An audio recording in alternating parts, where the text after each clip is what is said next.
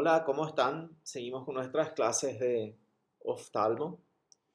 Sí, bueno, vamos a hablar de una patología que no es muy frecuente, pero es sumamente importante conocer por las implicaciones que lleva. No es lo mismo tener una persona ciega a partir de los 70 años que tener una persona que desde niño, desde recién nacido, es ciego.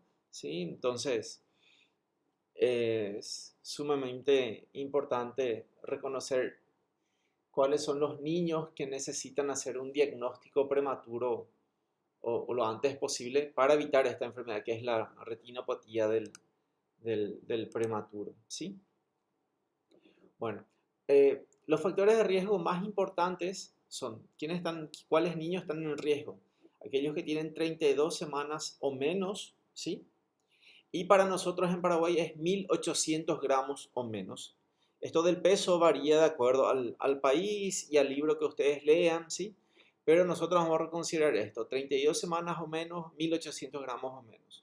Evidentemente, aquellos niños que tienen una inmadurez de la retina al nacer, aquellos que necesitaron de oxigenoterapia, aquellos niños también que necesitaron de antibiótico terapia por tener una sepsis, aquellos niños que necesitaron de transfusión sanguínea, por ejemplo, son los que tienen mayor riesgo de desarrollar la retinopatía del prematuro.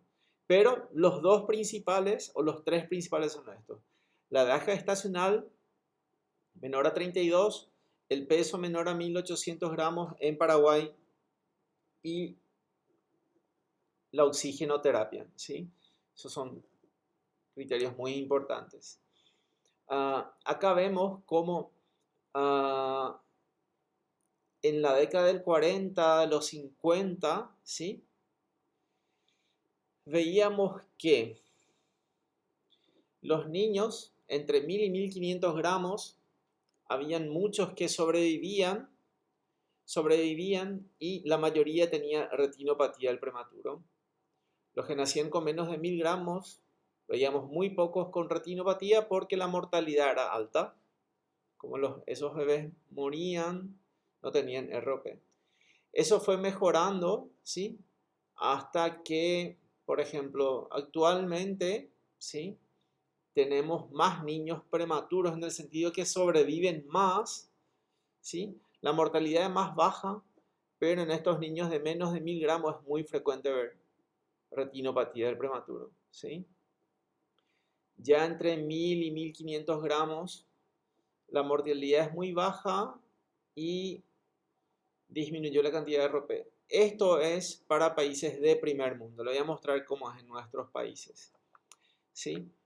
¿Cómo vemos que, por ejemplo, en los países más pobres en África, ¿sí? El porcentaje de niños con ROP es muy bajo, muy bajo. Tienen bajo riesgo de ceguera por ROP debido a que los cuidados neonatales no están bien desarrollados. O sea, los niños muy prematuros mueren. ¿Sí? Ah, en países más desarrollados, ¿sí? Existe un bajo riesgo de ceguera por ROP, ya que los cuidados neonatales y los transmisajes son adecuados.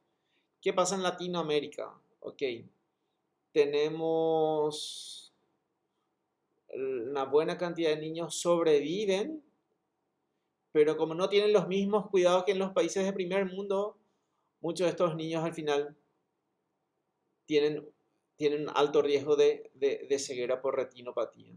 ¿Sí? Entonces, no estamos tan mal como los países más pobres en África, pero tampoco estamos al nivel de Estados Unidos, Europa, Australia, etc. Fíjense, el 10% de los nacimientos en el mundo son prematuros, ¿sí? Y no, tampoco el 10% de los prematuros van a tener ROP, nada más un porcentaje otra vez, ¿sí? Y la gran mayoría, o sea, el 90% de esos prematuros van a tener una resolución espontánea, o sea, se van a curar solos de la ROP, solos sin ningún tratamiento. Pero un 10% de esos niños que decíamos que estaban en riesgo pueden desarrollar las formas más graves de la enfermedad. Para que se entienda, ¿sí?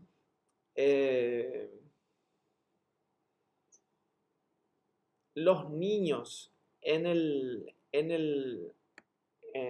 la panza de la mamá, ¿sí? Tienen una saturación de oxígeno fetal que va entre 50 y 70%. ¿Ok? Una vez que nacen esos prematuros, una vez que empiezan a respirar, esa saturación de oxígeno aumenta a un 90-100%. ¿Sí?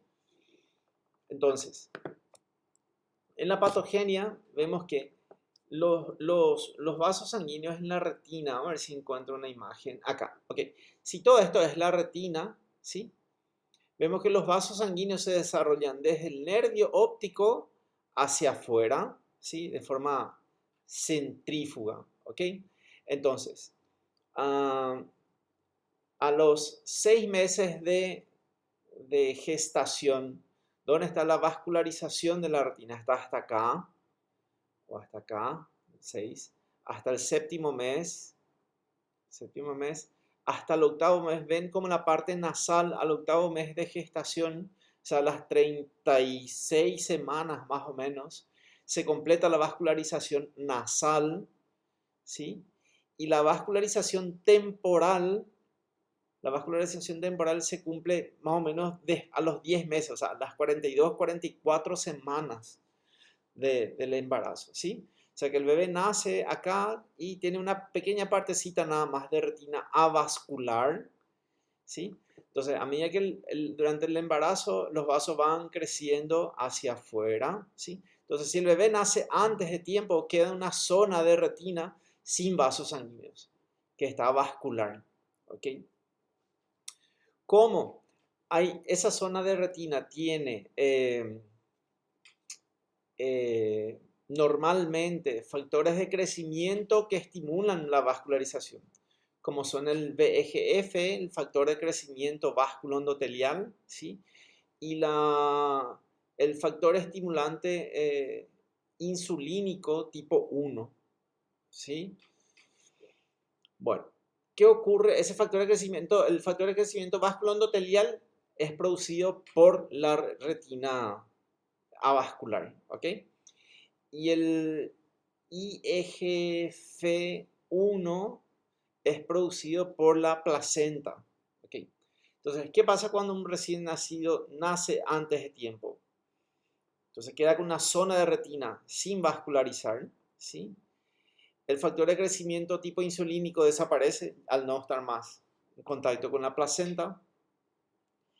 Y como esos niños, muchos de ellos reciben oxigenoterapia, tienen la coroides, que está por detrás de la retina, tiene altas concentraciones de oxígeno debido a la oxigenoterapia, ¿sí? Entonces deja de producir factor de crecimiento. El VEGF disminuye porque existe una gran cantidad de oxígeno que viene a través de la coroides. Ok. Ahí es donde es súper importante las concentraciones de oxígeno que se le pasa al recién nacido prematuro. Porque, y sobre todo las fluctuaciones también. O sea, lo que le hace mal al niño es que haya fluctuaciones de oxígeno. Cuando las concentraciones de oxígeno disminuyen en el recién nacido prematuro, ¿sí? Por la oxigenoterapia que recibe, esa zona de retina vascular, ahí sí empieza a sufrir de hipoxia, porque disminuye la concentración de oxígeno, y ahí sí empieza a producir VEGF, factor de crecimiento vasculoendotelial, que es un estímulo para que los vasos sanguíneos puedan seguir creciendo. Y eso puede ser anormal o no.